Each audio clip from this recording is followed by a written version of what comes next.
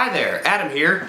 This month's XDA Developers TV is brought to you by the Samsung Smart App Challenge 2012. Enter for your chance to win over $4 million in cash prizes by clicking the banner at the top of xda-developers.com or by visiting developer.samsung.com. If you wrap your main method in an unreported try-catch, you'll never have any problems.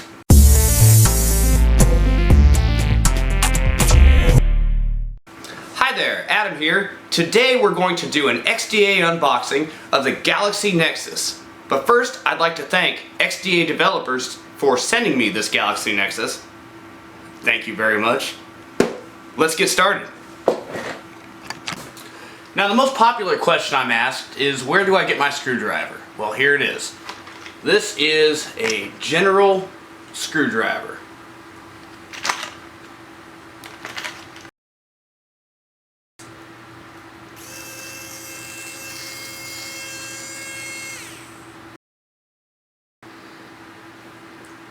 So here we have our Galaxy Nexus, and the content seals have been broken. It says I should not accept if the case seal is broken. So I'm going to have to send this back to XDA, sorry. Nah, just kidding. And inside here we have a Galaxy Nexus.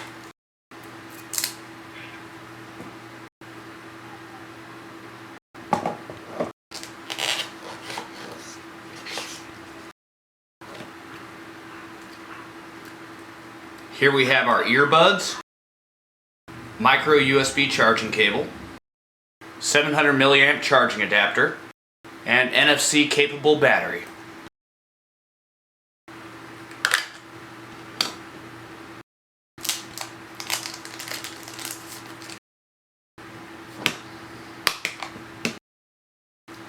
So let's turn it on.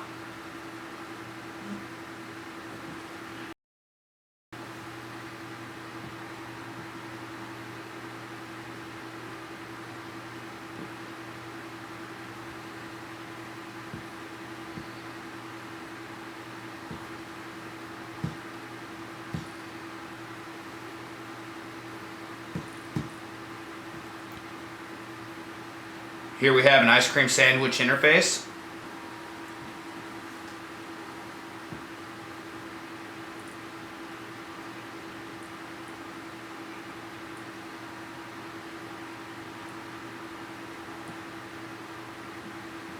And we can turn it right back off.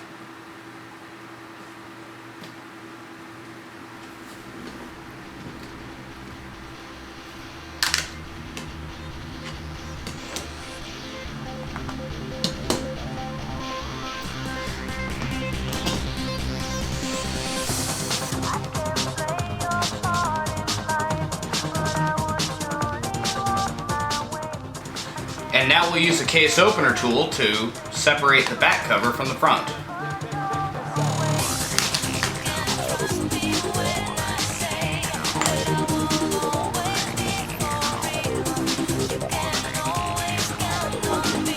Next, we'll remove 1, 2, 3 connectors.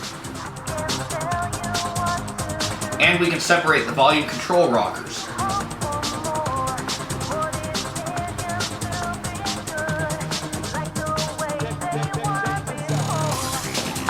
These volume control rockers are just a sticker. We'll want to do the same thing with the power control as well.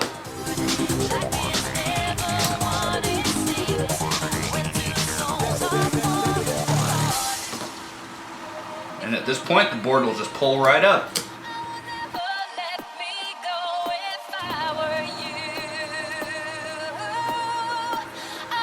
As expected from any Samsung device, this board has conformal coating covering nearly everything, which is a good thing because it keeps the stress off the solder joints and on the board itself. Here we can see the JTAG port, and I would expect it to have UART as well.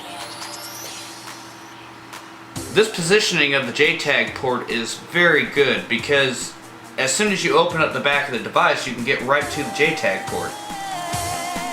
Another thing to note is if you're doing extensive work with JTAG on this device, it's possible to just cut out that SIM tray and you would have direct access to that JTAG port at all times. I must say, I'm not too much of a fan of these ribbon cable switches. If any damage occurs to them, you may need to find the exact same part, rather than looking for just a similar replacement switch. So let's take off the shielding.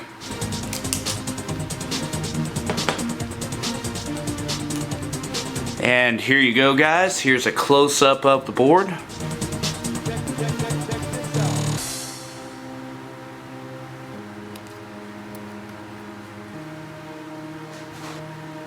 Now I will be doing some extensive work with this.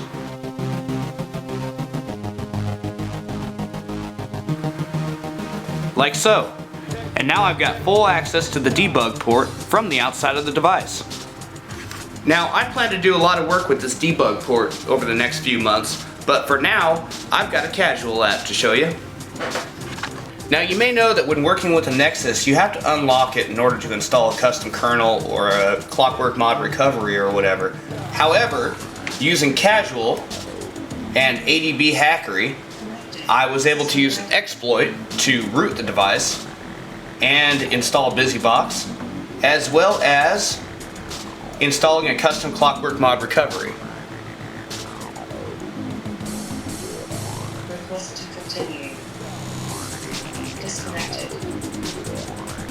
And as you can see, I'm rooted and running Clockwork Mod recovery on a totally stock Galaxy Nexus device. So that's all for this episode. You can expect plenty more as I do some more work with boot modes and whatnot over on xda-developers.com. For now, got a good head start on this device, but there are still plenty of people out there who are breaking them. So I would like to explore that mode that kind of comes up right as soon as you turn this device on for the first time after removing the battery and turning it back on. You'll notice that it enumerates something on the computer. Well, that mode right there I know is DOOE, and that is a recovery mode for OMAP processors. So that says we're communicating directly with the processor on this device as soon as we turn it on, plug it into a computer. Now that's all for this episode. Add me to your circles on Google+, and don't forget to subscribe to this channel. Otherwise you won't know when the next XDA Developers TV comes out. Do it. Do it. Do it now. Keep hacking.